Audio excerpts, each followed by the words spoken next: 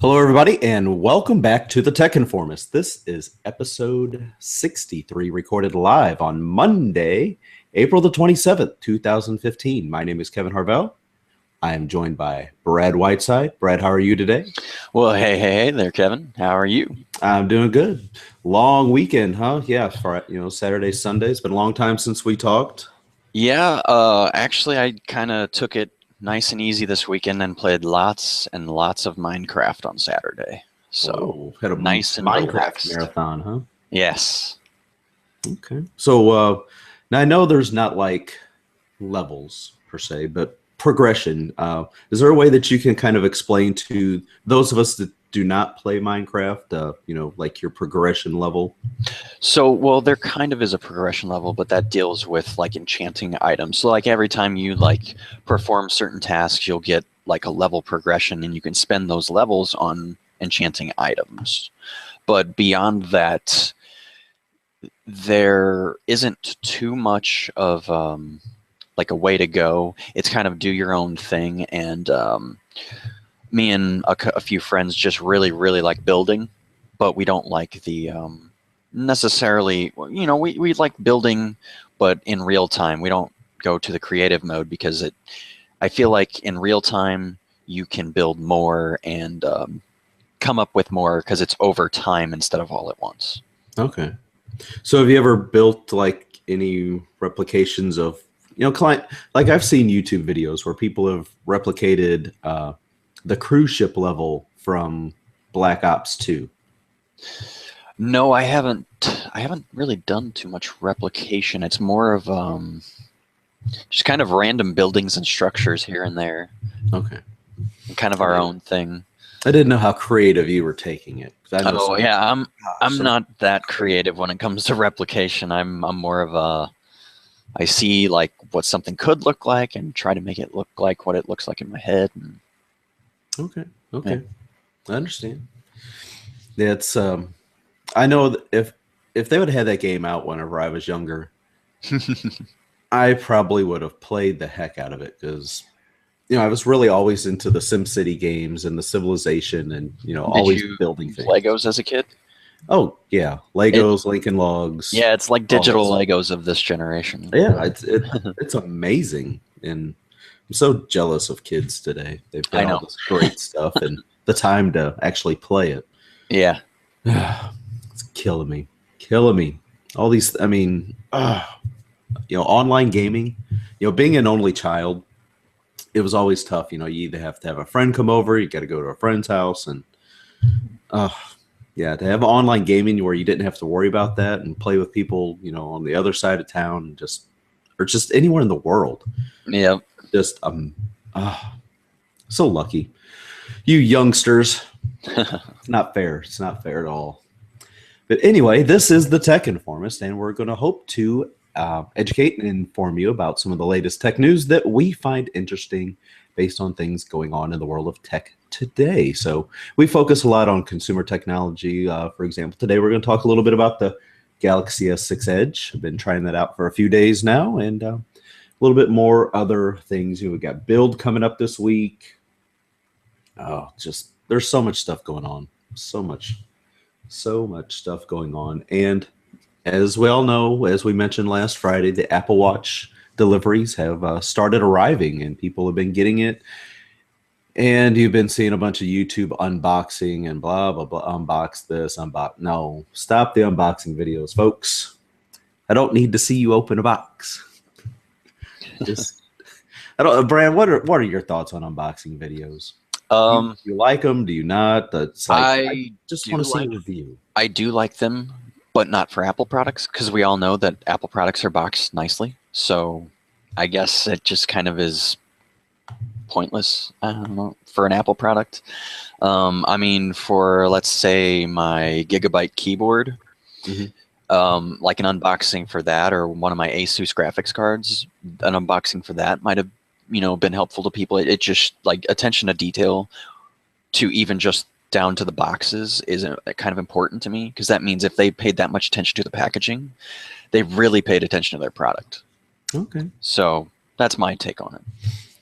I don't know. I guess sometimes I just it's like everybody's got to have an unboxing video, and they've got to advertise it as such. It's like, okay, we understand you just got a new product. We understand you're probably going to be taking it out of the package at the time. Hey, live Apple Watch unboxing and review. So real quick, AT&T, you are terrible at boxing up phones, but Verizon, when you box Windows phones, they have been pretty impressive, and you should keep that up because that really is important to like somebody like me. Like I said, if you pay that much attention to your boxing, you obviously have paid attention to the phone. So yeah, that's good. One thing I do love about Verizon, whenever they send out the review units and stuff, the way they package their devices is like from the manufacturer. The Nexus 6 box was incredible. I had the box and I saw the box first thing and it had the big 6 on it, and I was like, this is already awesome. This is going to be good, and it was. I had a good experience with it. Yeah, because Verizon will use like regular retail packaging, and AT&T it's always the white and orange box. I'm like, that just is not a pretty box. Nope, it's not a nice experience to me. So, that's just some of my thoughts on unboxing and things like that. And another thing that was really kind of a big discussion this weekend on Twitter and other social media about the Apple Watch is the fact that, hey, it scratches. Surprise. I don't know if I was more surprised that it scratches or the fact that people were actually surprised that the watch is going to scratch and get scuffed up and stuff like that. See, I'm not surprised at all. I think I'm more surprised that people didn't think it would scratch. Yeah. It's like, look, it's not like it's made out of diamond here. It's not made out of diamond. It's not made out of steel or something where it's it might look like there's a scratch and you just swipe your finger. Oh, so it was just a mark, scuff mark or something. Yeah, so even my 920 when it first came out, they would say how the screen was incredible and you couldn't scratch it very easily, and well, mine's got quite a few scratches on it, but that's okay. I had a 2-year run and it's still chugging and it's still a great device, but it's a device and it gets used every day. There's no way it's not going to get scratched. No, it's especially something that's out in the open on your arm. Like for people to think that is kind of silly to me. But I guess Apple might have marketed it that way a little. So I don't know. We know that they used some quote unquote premium materials to build these things, but wasn't it the sapphire glass for the Apple Watch? Yeah, I think so. But again, it depends on which model that you purchased, because the Sport has this technology, the Watch has this, the Watch Edition's got this, and they're just it's like one might have a better screen than it does the better casing material, and the next version might have the lesser screen but the better. I don't know. It's another one of those ways that it's very confusing. Yeah, with the watch, but. Yeah, people were talking, my screen's starting to get, scratches. Like, well, yeah, it's kind of like a smartphone. Just, if you don't put a screen protector on it, yeah, you might have Gorilla Glass or some special display, covering. It's still going to scratch. It's still going to scuff. Well, as opposed to, let's say, the Microsoft Band, you need a screen protector on that because if you don't, it is just going to be scratched to all get out because it doesn't have any of those special materials. Whereas something like the Apple Watch, it might scratch a little bit, but it's not going to be anywhere the level of the Band. And that's because they put a little extra money into the screen. And, I think you could rock the Apple Watch without a screen protector or anything like that and be okay with it, with a scratch here or there. I personally would like to do that. I don't like screen protectors. I'm not a fan either. Usually.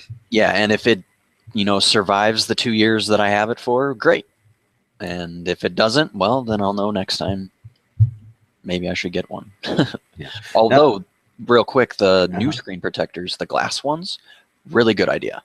Yeah, those are some really nice ones, like the ones for the iPhone 6 and stuff where they have kind of a little bit rounded. They just like sit on them. Like, that's pretty nice. I like that. I like the feel of glass. I do not like that soft feel when I'm touching that screen. Rubbery thing where you're sliding your finger and it just sticking as you're like, no, I can't Yep. work with this. Yeah, I don't know. Just kind of a few little things that were coming out, and sitting there reading everybody talking, saying this is such a big issue. I'm like, don't we all remember, iPod touches and the original iPhones and how they scratched? It's kind of a similar Oh, right. thing here. Once again. Oh, go ahead. With my Microsoft band, though, what I noticed, it was the bezel. The bezel is what for me would show the scratches. It wasn't like the actual display. Well, What have you noticed with yours? Well, I've got the screen protector on mine, and there's that little spot where it has the sensors. Yeah. And that's kind of cut out from the screen protector, and right there it's scratched up, kind of decently. And I would just imagine like what the face of my watch would look like, or band would look like without that screen protector. Like it would look like kind of hazy white almost. Yeah. But and you wear yours on the inside of your wrist, right? Yes. Okay. And I've found not only for that product does it work great, but I kind of like it that way. It feels like I'm not having to like turn my wrist and like hold my arm a weird way, all wonky and whatnot. It just turn my wrist a little bit and look right there, and it's got all the display and functionality that I need. So yeah, because if it's on the inside of the wrist, just like sitting here right now, and if I just turn it just a little bit, my left wrist a little bit counterclockwise, like, yeah, seems like it's easier to just look at the inside as opposed to the outside. Exactly. It's less conspicuous too if you're trying to be a little sneaky about checking time, but not wanting to like somebody think you're bored or something, Yeah. Yeah, or somebody comes up and they're, yeah, exactly. It gets rid of that whole, I guess, stigma attached to that. Like you don't like, oh, I wonder what time it is. It's a hair past a freckle. Oh, funny. Speaking of smartwatches, talk about this little story you put in here about Microsoft possibly, or should Microsoft? Yeah, I mean, so in the whole watch aspect, should Microsoft release a smartwatch? I mean, this, in my opinion, really could go either way. Like, they have the band, and that's kind of their fitness tracker, and it has a little bit of functionality towards the smartwatch area, but it's more geared towards fitness. And I think that directly competes with like that new Garmin that escapes my mind that's coming out, the Fitbit, all those fitness trackers that do that well. Microsoft Band is working towards, doing those well. It's still not perfect, but I mean, with each iteration, it gets better. Now, some of these mock-ups, though, of the Windows for wearables, like they are gorgeous. And I would not be opposed to something like this. The only problem is in my field, like getting my glove around an actual watch would be a lot more difficult than the band. And I wouldn't be able to wear this to work. This would be a weekend/fun device. So, yeah, what about you? I can definitely see that. Looking at some of these renders and stuff like that, it's just, whenever we see these renders, whether it's, the person that came up with the Surface phone designs, and, right. People showing off, this is what we kind of hope Windows 10 for phones is going to look like, the start screen and everything. You see these designs and you're like, man, there's some really creative people out there, and these designs tend to be very popular with people that are fans of these services and devices. And it's like, you would hope Microsoft or any other company that sees these renders and stuff like that would be like, that's actually pretty nice. Maybe we should either bring that person on board, or hey, converse with them, or would you mind? We'll give you a nice sum of money, and can we use these designs? Or so this just occurred to me. So Windows 8 was all about the squares and the Metro and all that. But have you noticed how in Windows 10 preview, a lot of the pictures are circles now. I True. wonder if that's because they might be moving towards a watch versus a very square like band.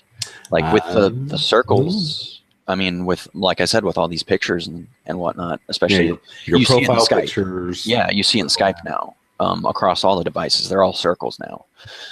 I wonder if that's on purpose, and I wonder if we'll see that now in a watch form. I don't know. I mean, maybe we'll find out a little something this week. Who knows? I mean, Microsoft's been really good here lately about just dropping a completed product on us after they announce it. Yeah. The day before. By the way, they're going to be in stores tomorrow. Right. And that would be very interesting.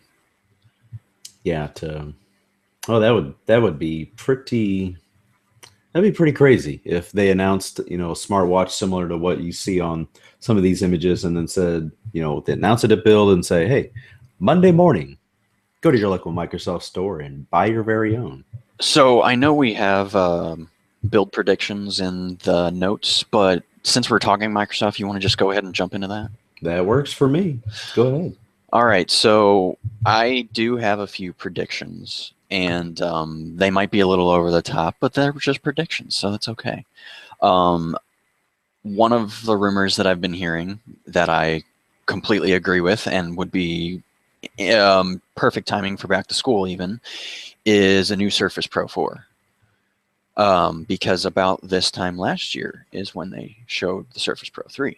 So it would only make sense to do that. And then the Surface Pro 3 would be slightly discounted, even better for back to school. Then you have the brand new Surface Pro 4 for people who can afford that.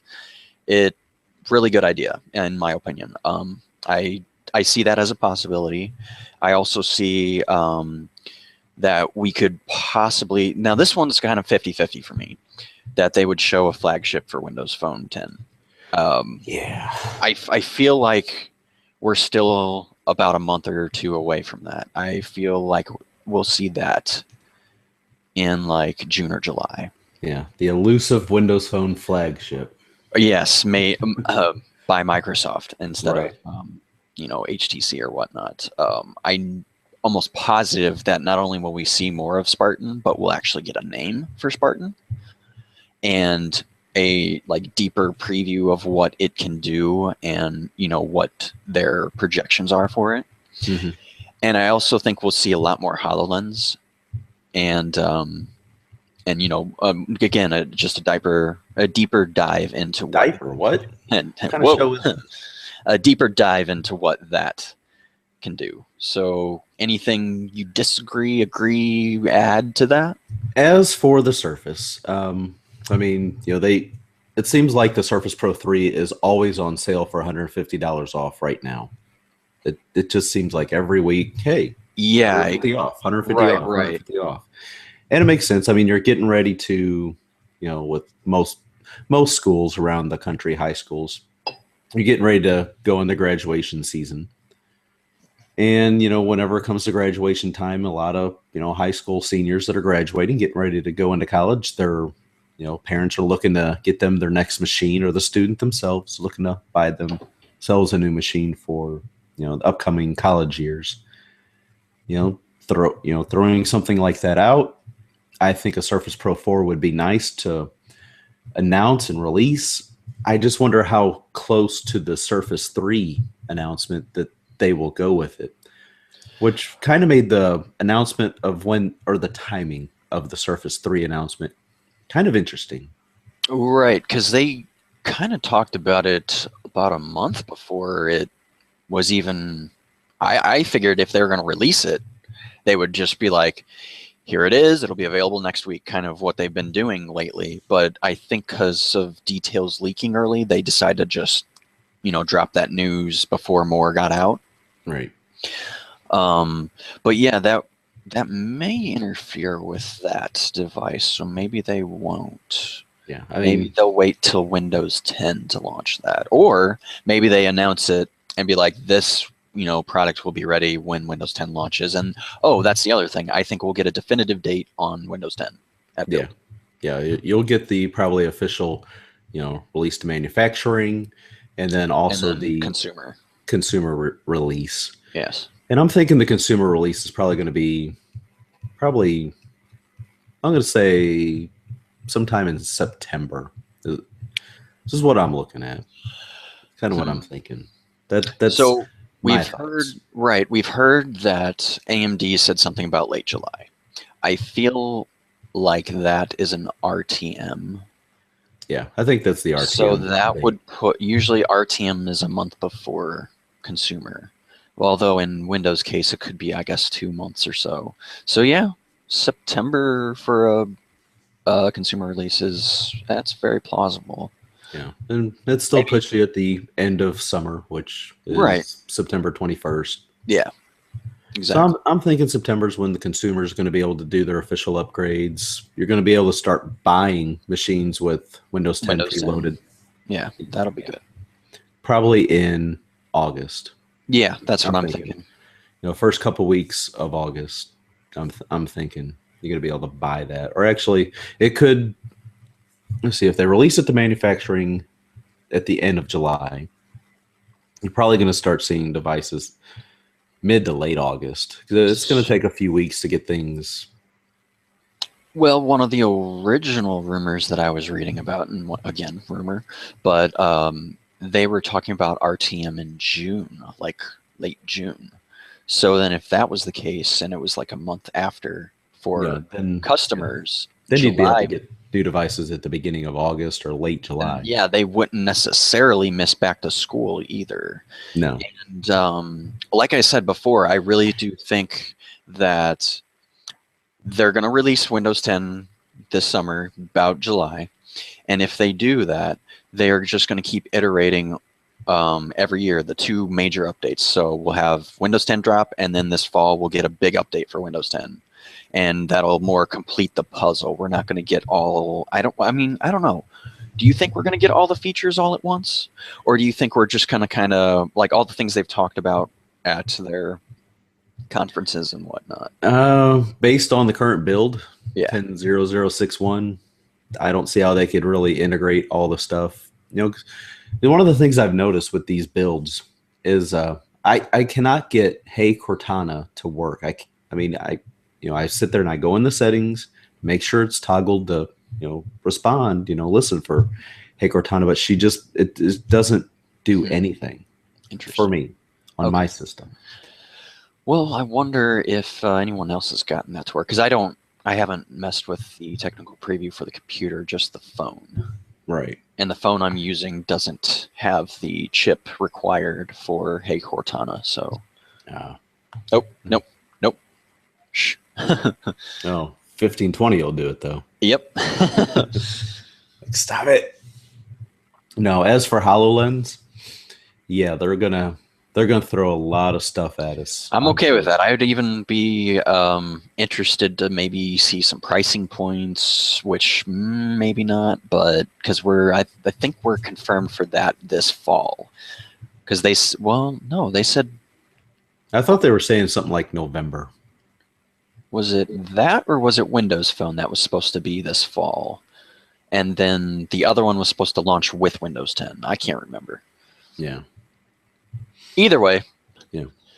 Interesting stuff, and we'll have a lot to look forward to for Wednesday. Yeah, it's going to be a busy day. And speaking of Wednesday, we will not have a live recording on Wednesday. I've got some videography and I got some video and media work to take care of at a spot here in St. Louis. So I will be occupied. And I think, Brad, are you still planning on going to the Microsoft store on that Wednesday? That's the plan right now, yes. I think I'm going to go up there and watch Build with all the employees. And I know a few other people from the Microsoft group here in St. Louis are going to go there. Yeah, Microsoft meetup now. Yeah. Like, we're not a Windows Phone meetup group. It's a Microsoft meetup group now.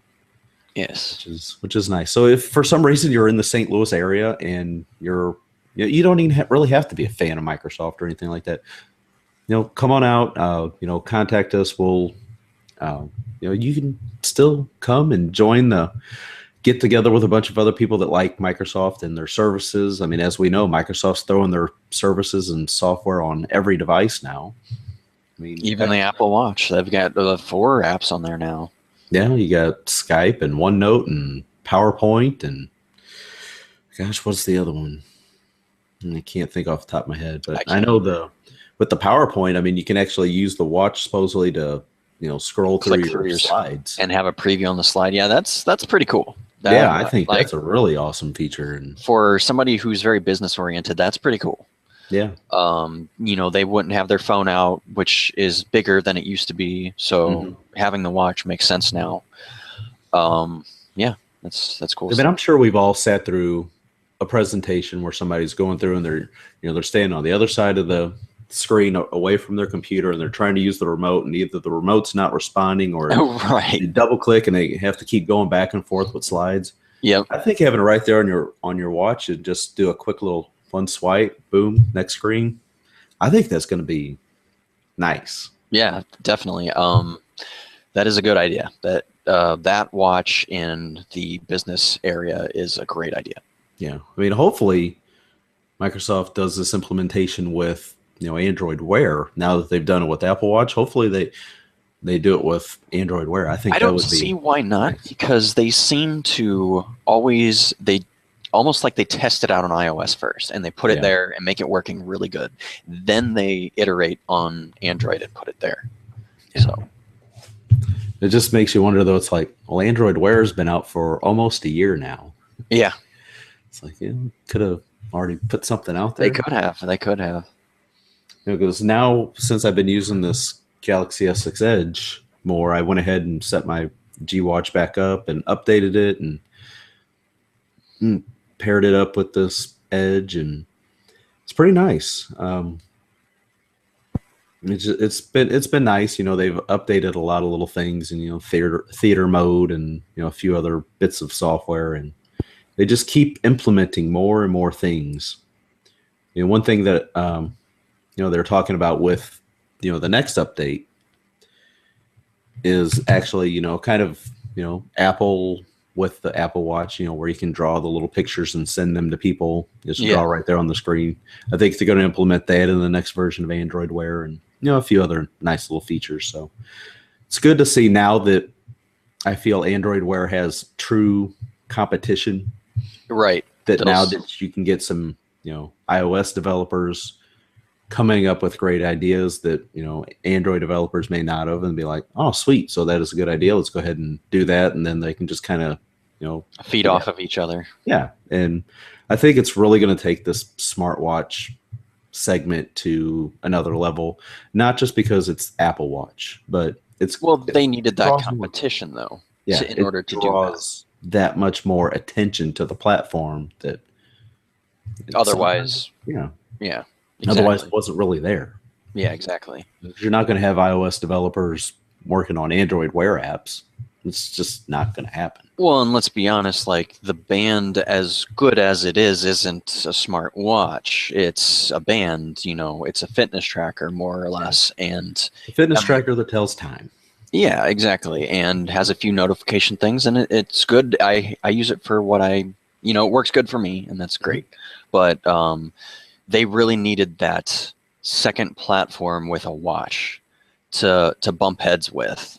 So people have something to look to, like, well, they do this, maybe we should do this. Yeah. And back and forth. I wouldn't put it out of the realm of possibility that Microsoft will do a watch. Whether or not they do it like right now, that's another story. That reminds me, so we're going to supposedly see some new services and products that have not been announced or leaked by Microsoft at Build. So... Yeah. But that's what we've heard from, I think it was either Windows Central or Windows Power User, something like that, that we're supposed to see things that have not been, seen or talked about yet. So yeah, lots of that.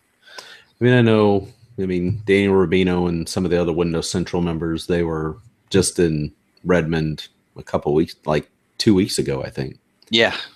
So there's been a lot of traveling back and forth with the mobile nations to, like corporate headquarters of, whether it's Apple with iMore or Windows Central going up to Redmond. There's things coming, and the people that know. The people that can't talk about it. Yeah. It's like, gosh. So they're just like chomping at the bit and getting their stories ready. And you're going to see a flood of information this week, because I think it's pretty well known that this is one of the biggest years in Microsoft history that they're doing so much all at once. Yeah, exactly. Trying to do it's a big undertaking, and it really is. I can't imagine. I respect it, and it's like, yeah, I don't know if I'd want to be from gaming to software to products. Like they have the whole spectrum like planned out. It's crazy. Yeah, I can't really think of a company that has gone under such a huge undertaking and broad spectrum of things that Microsoft's going through right now. Yeah. A complete desktop OS, mobile OS, new devices, HoloLens stuff, all this, Azure and software development and Xbox. There's so many things, so many moving parts. Mm-hmm. And software across all mobile ecosystems. Mobile and not mobile. Yeah. Getting ready to release a new version of Office. It's like, my gosh. It's easier to say, what is Microsoft not doing? Yeah, what really they are doing. It's a much shorter list of what they're not doing. Well, they're not doing virtual reality. They're doing augmented. It's true. It is true. All right, so let's move on a little bit. I'll just kind of touch on S6 Edge. With the first time getting to use, an Edge device, I've seen the Note 4 Edge, or the Note Edge, I guess is what they call it, and it's one of those things that until you like see it and actually use it, do you truly appreciate the curved displays and the sides. It's really fun when you're reading and seeing that visual of the text kind of like wrapping around the side of the screen. But holding the device is a little different. Because you don't get as much like real estate. You could say to be holding it and gripping it on the sides by by it being so thin on the edges. I don't know. I'm not sure if it's really worth the premium price. Was that extra 100? Yeah, because you don't get much more really to it other than a slight bump in battery. Which I'm kind of curious how they did that, but no. Yeah, I know, because it seems like a smaller device, and yet it gets a bump in battery. That's weird. I think it's a hair thicker. It's not It's not much different, but I think it's slightly thicker. And I think that's how they did that. Well, and then with the edges being tapered, you almost don't notice. So yeah, exactly. But in regard to the Edge and the S6, so I actually went to Sprint a few weeks back, like when they finally brought out demo units to play with, and I was playing with both, and aesthetically, I really like the Edge. It's really beautiful, really pretty device.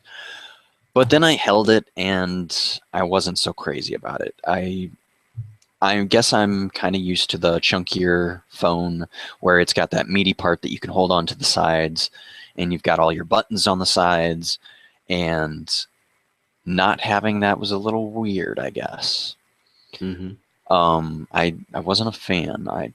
That's just me personally, though. A lot of people have, like you said, you really like how the text wrapped around the screen. So, but in regards to the S6, just the regular S6, it's a really pretty device too, even, by itself.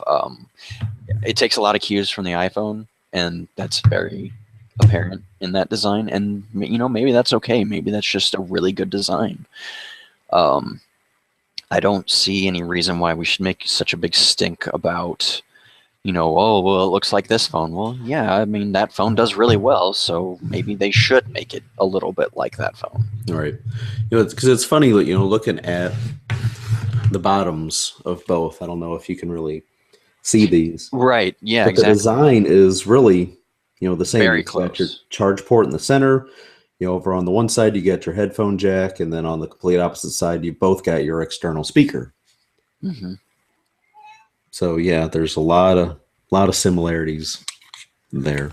Now, I will say I'm not a huge fan of the headphone jack being on the bottom I with am not either. the charge port, because I like it being on the top, because usually it's face up in my pocket, so that way, that can come out the top.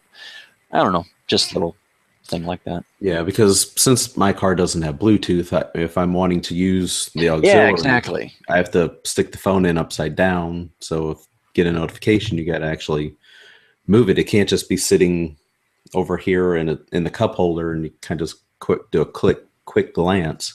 Right, it's going to be upside down, and if you get a notification, like you said, you got to like either turn your head or pick up the phone. Right.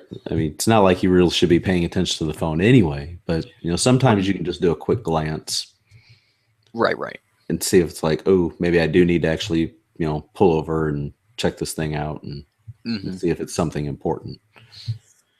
But we'll see. It's been pretty good overall, and I know it's definitely going to be a great device for some people. Have you tried the camera out yet? Because I've heard the camera is probably the best Android camera to date. I have not taken as many photos with it. I'm really gonna use it a lot probably tomorrow and Wednesday. Yeah, that's true. Okay, cool. So I haven't really been out of the house for a couple days. Now, does that have the 16 megapixel or is it 20? It's 16. Okay. And then if you drop it down to the 4:3 aspect ratio, you get the 13.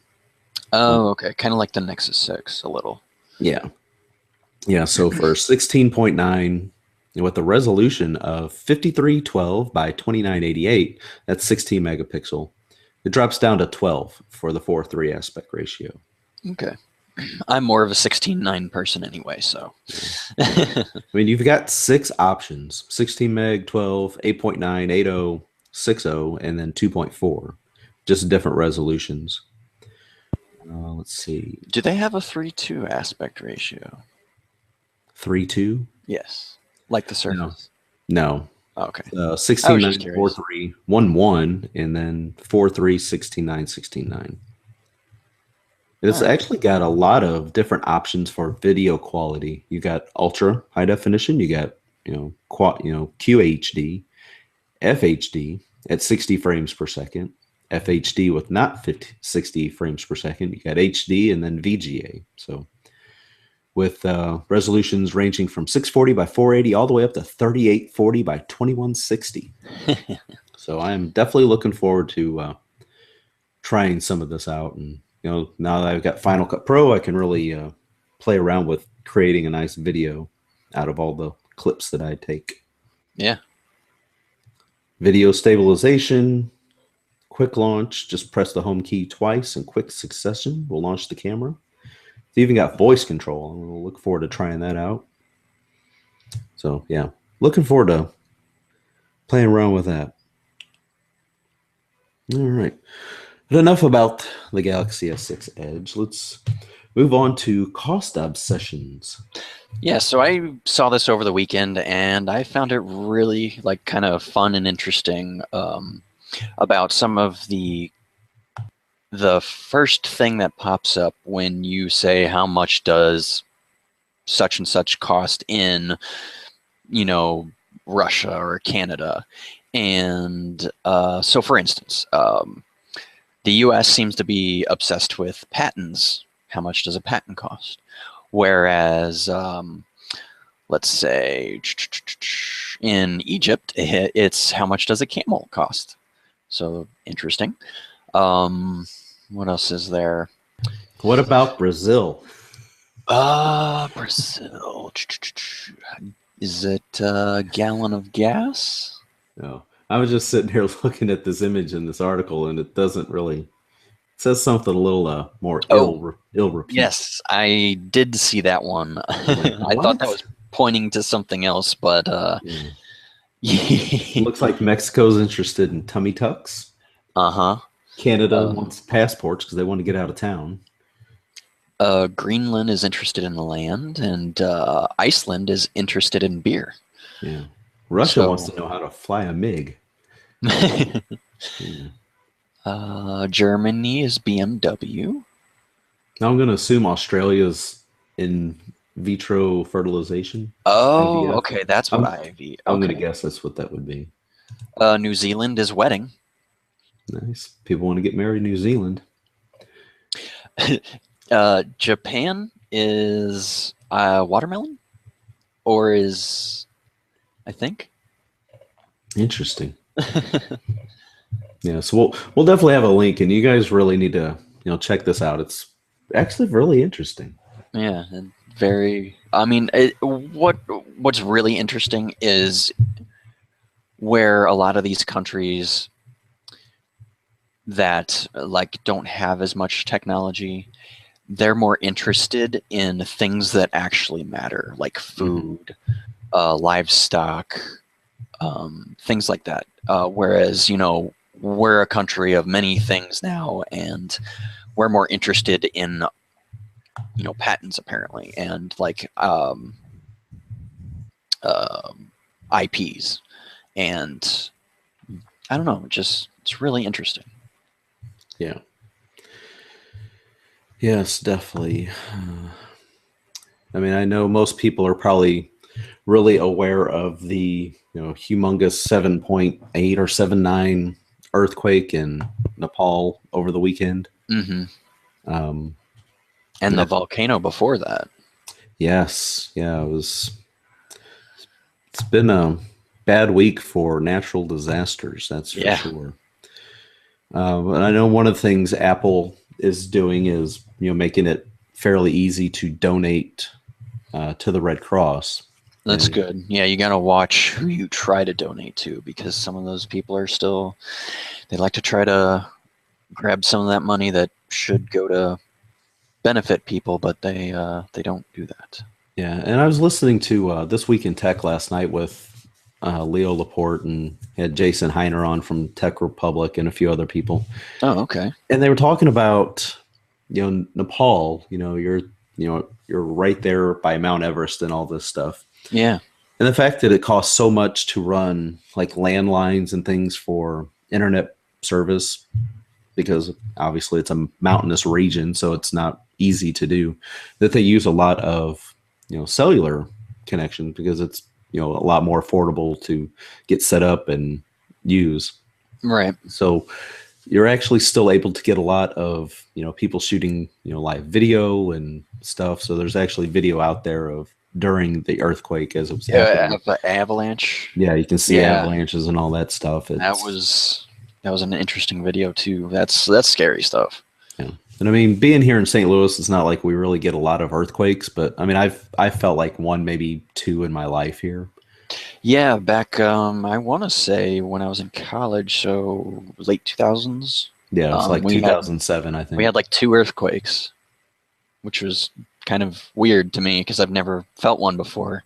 So that was that was Yeah. a little like I woke up and I was like bouncing on my bed. I was like, it's weird that I know exactly what that is, but that's Mhm. happening here.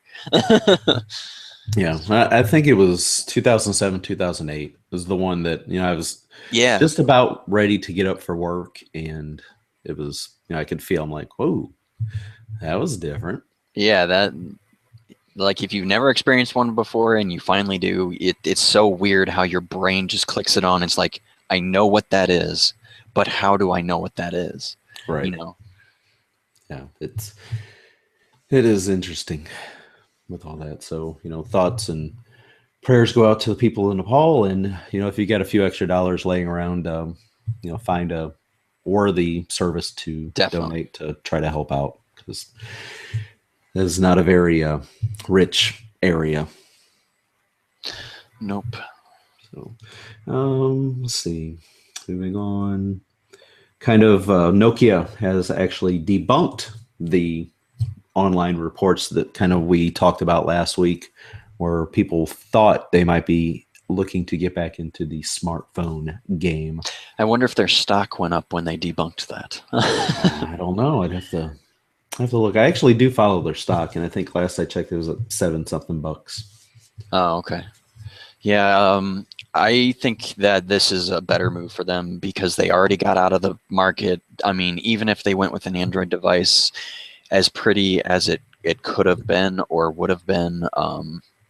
I just feel like it's too late now. Like Samsung rules the roost, and Apple's right there with them. And for them to try to get back to that, I don't ever see it happening in the smartphone area. Right. Yeah. I don't either. I mean, as much as I like Nokia's hardware, Right. and wish they would make some Android devices and Well, I mean, stuff as well. they have that N1, but that's not even specifically made by them anymore. It's it's a third party in, I think, China that made it. So it's almost not true Nokia. No, it's not. It's not the same. That is. Yeah. So I don't know. That's kind of a little disappointing news to get. Yeah, it's disappointing, but for them as a business, it makes sense in my eyes, I guess. I feel like they need to focus more on what they are doing and continue to do that. I even feel that they should even keep Here Maps and continue to do that. I feel like that's a good area for them. Yeah. Well, no, if they sell it to Google, Google will shut it down. Well, same goes with Apple. They won't just shut it down for other. Well, they'll shut it down for other platforms, but that will be their Apple Maps. They'll rebrand it and just call it Apple Maps, and or just integrate some of that technology into what they've already got going on. One of the two will happen. Yep. So who knows if they're if they actually do sell it? I guess they're still shopping it around. Yeah, I don't know. We'll see. Only time will tell. Yeah. As with many things, time will tell. Things happen quickly. I know that. You might hear a rumor, 1 month, and then 6 months later, you don't hear anything about it for 4 or 5 months. All of a sudden, boom, hey, sold, gone. Yep. It's like, wow, I totally forgot all about that. Right. So, I mean, do you remember, what was it, last year, hearing, whenever Nokia was actually getting ready to sell to Microsoft, about that company with a lot of ex-Nokia employees called Nokia. Oh, right. About, making, basically Nokia hardware. And is it Finland? Yes. Okay. Yeah. The Finnish government was wanting to, looking to give them all sorts of like tax credits and all kinds of incentives to. Yeah. I remember hearing that rumor, but as a pride source and stuff. I haven't heard anything on them. I'm the same way. It's kind of what would startled my memory, and just, we heard about it, for a few weeks at a, straight, and then all of a sudden, bloop, gone. Nothing. So that makes me wonder if somebody in the tech world confused Nokia with Nokia and thought that they were talking about actual Nokia versus the new branch of people who want to do this on their own and do Android devices. I wonder if that might have been what they were talking about. Let's see. Yeah, so looking at things, just doing a quick little Google search, these articles and stuff from zdnet.com are from 2013. So we're looking at one from September and November. And there's even an official Wikipedia page about Nokia. It's the working name for a Singapore-based company founded by ex-Nokia executive Thomas Ziliakas. And I'm probably pronouncing that very wrong. And the company was founded after the announcement that Nokia's devices and services business would be sold to Microsoft. But there's like no real... no current updated news from 2013. So I bet we'll hear something next year. Yeah. If not later this year as an update. Oh, there's something here from PC Authority from November 5th of 2014. Nokia-inspired Nokia wants to sell you simpler smartphones. I don't know if that's the right direction. No. I don't know. Interesting. So it looks more Android-ish there. I don't know. Guess another one of those wait and see kind of things. Yep. Yeah. Well, as we've already discussed our build predictions, which was last on our notes, we've already talked about that. Let's move into the app and entertainment picks. Go ahead and let you kick this thing off. Sure. So just a real quick reference. I heard a rumor over the weekend that was confirmed by Kotaku and Polygon that Gears of War, the original, will be remastered for Xbox One. As to when it comes out, we don't know yet. We don't know any details other than it's happening.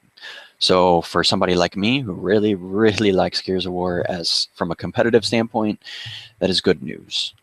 Then there's a game that comes out tomorrow, State of Decay Year 1 Survival Edition for Xbox One. It's $30. It is basically the most Walking Dead game you can get without being Walking Dead. You start out, as one person, and over time you build up a small community, and you have to keep that community going. So you have to go out for runs and raids and all in the meantime protecting that community from zombies and other people. So very Walking Dead-esque, and it's only a single player now, but Undead Labs has signed, I want to say it was like a 5-year deal with Microsoft. So it's very possible that in the future that could be a multiplayer game, and if it becomes a multiplayer game, I have a feeling that would be an amazingly fun multiplayer game, because just from a single player standpoint, it is a lot of fun.